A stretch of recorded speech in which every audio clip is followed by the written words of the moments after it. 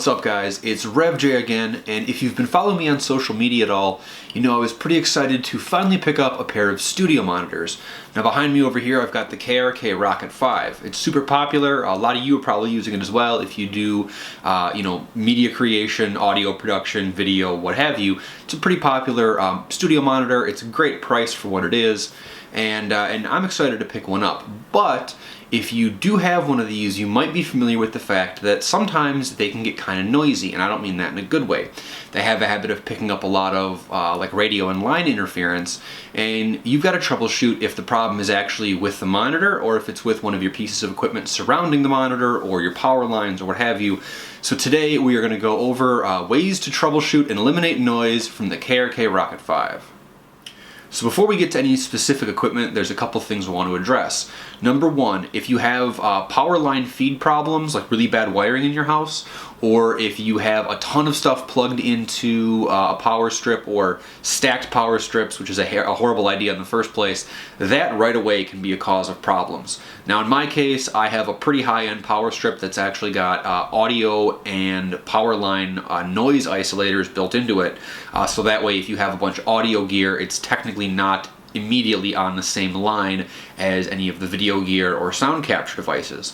This is really important if you have a lot of ungrounded older electronics, like with a two-prong plug, like old radios or old recording equipment or anything like that, guitar amps. So that's the first thing to eliminate. In my case, we've already eliminated that, so we knew it wasn't the problem.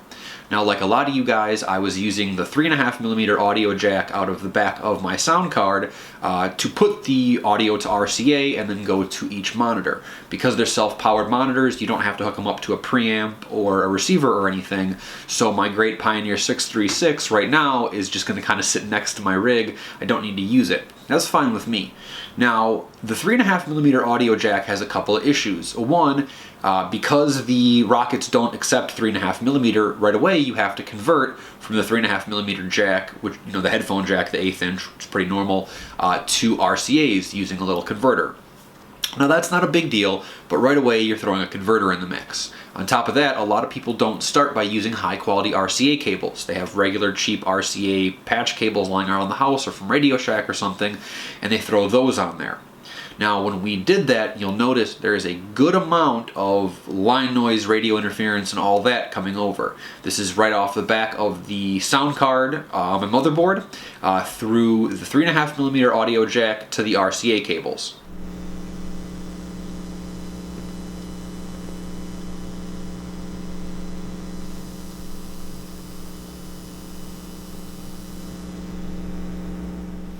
So as you can see, that was extremely noisy. So the first thing we had to do is switch to a higher quality RCA cable to see if we could eliminate the problem. We did that and it did not make a hair of a difference. Now this helped to let us know that the problem wasn't coming from interference picked up through the RCA cables or through the line. It was actually being picked up internal to the case and transmitted to the monitors, and they were just reproducing it. So what we had to do is start to track down that problem. Now it's not super uncommon for there to be some noise interference coming from the PC case. When you have everything running off a common power supply, you have a number of fans that can transmit noise, and all that off any DC power, it's very possible there can be some backfeed. So we needed to try to isolate that. Now, first thing we tried was borrowing a pretty high-end sound card from my buddy Sandwiches. Now this thing isn't thousands of dollars, it's like $100–150, but it's much better than most of the onboard sound cards or sound devices that you'd have on your motherboard. We plugged it in, used the same 3.5mm connections, and used their internal software to see if we could isolate some of the noise. There was a small improvement, but the mouse noise and everything was still there. I would still consider it unusable.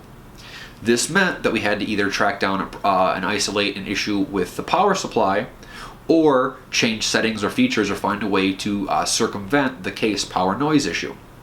I tried going into the BIOS settings and switching off some of the idle settings. Now this might seem weird, but I've read a lot of things that when using DAWs like Pro Tools, turning these settings off will eliminate line noise that people pick up on mics. So it was worth a try. I changed the C1 and C2 settings as well as the speed stop, I think it's called EIS settings, in my BIOS to no avail. It made no difference. It was just kind of a waste of time. Now, it's very possible for some of you these solutions could have solved your problem, but if you're like me, they haven't solved your problem yet. You can test this by plugging it into your phone. If you plug it into your phone, there's no DC current, there's no shared ground, there's nothing like that to feed into the system. If you don't have noise coming off of your phone, you know the noise is being generated from your input device, in this case, my PC. So we didn't want to necessarily go and try to swap out the power supply on the computer. My next stop was to go ahead and stop using the RCA ports and switch to the 1/4-inch TRS. The TRS cables are 1/4-inch, basically guitar patch cables that use the balanced signal.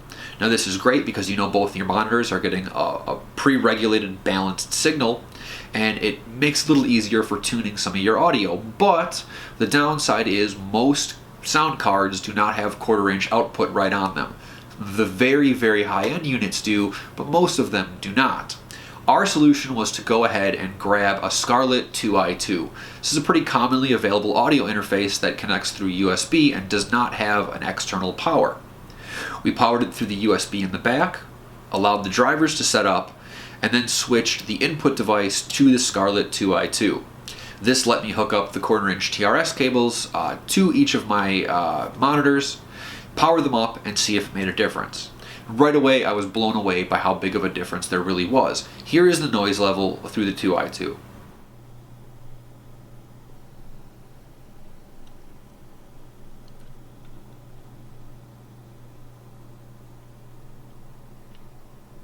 As you can see, there is a little tiny bit of a whispered hiss, and some of that is actually being generated by my DSLR audio mic. It's not actually coming from the monitors themselves. There is a very, very, very slight amount of white noise. Now this is because these are self-powered monitors, and a lot of higher powered self-powered devices are going to carry a tiny bit of current noise into them. That is actually dependent on the internal shielding of the monitors. There's nothing we can do to change that. Do the $1,000 studio monitors have this issue? Probably not, or they're probably less prone to it. But keep in mind, this is a $150 studio monitor that has great sound, great power, and this is a pretty minor issue. Now, yes, the Scarlett 2i2 is about $150 extra that you have to spend, plus the cost of the patch cables, which isn't very much. But this also is sort of an unexpected plus. Now you have two XLR or TRS inputs to your line. If you're doing video recording or you're doing DAW, there's a very good chance you might need this already, so it's not really a wasted investment. In my case, it means I can use lavalier mics or other XLR plug-in microphones to my recording, so for me it was just another investment in technology. And to solve the hissing issue with my KRK Rokit5s, it was totally worth it.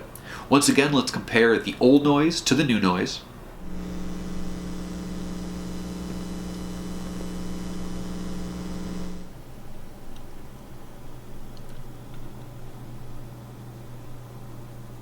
And I'd say that's pretty well, not eliminated, but isolated well beyond the point of not being an issue anymore.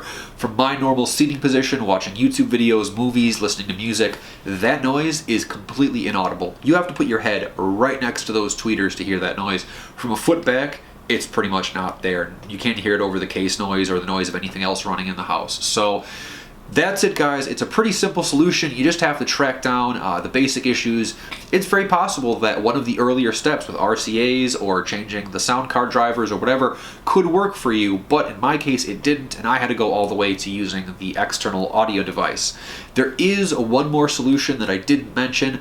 If you have an audio or if you have a device that has an optical out, optical lines do not carry any line noise. They're isolated because of the way the optical fiber works. So it is possible that if you got a fiber optic out, you could get it to work. But again, keep in mind, the KRK Rokits do not have a fiber optic in, so no matter what, in that case, you'd be stuck using some sort of intermediary audio capture device or sound device or whatever. So just keep that in mind. Hope this sheds some light on an issue that I know a lot of people have had with the KRK Rokits.